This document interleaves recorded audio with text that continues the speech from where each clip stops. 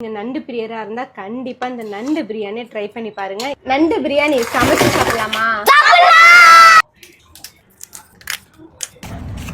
2 spoon தாராளமா நெய், அப்புறம் எண்ணெய், கடல் பாசி, பட்டை, ஏலக்காய், கிராம்பு இதெல்லாம் ஃபர்ஸ்ட் எண்ணெயோட சேர்த்துக்கலாம். 1/2 ஸ்பூன் சோம்பு, நீட்டு வாக்குல கட் பண்ண வெங்காயம், சீக்கிரம் வதங்க உப்பு, வெங்காயம் ஒரு அளவு வதங்கினோடனே இஞ்சி பூண்டு பேஸ்ட் ஒரு 1/2 ஸ்பூன், மல்லிக்கீரையும் இதோட சேர்த்துக்கலாம். 2 பச்சை மிளகாய், தக்காளி நல்ல பெருசா இருக்கு ஸோ ஒன்னு சேர்த்துக்கிறேன். இதுல காஷ்மீரி சில்லி பவுடர் ஒரு 2 ஸ்பூன், பிரியாணி மசாலா ஒரு 1/2 ஸ்பூன், கிராப் சேர்த்துடலாமா?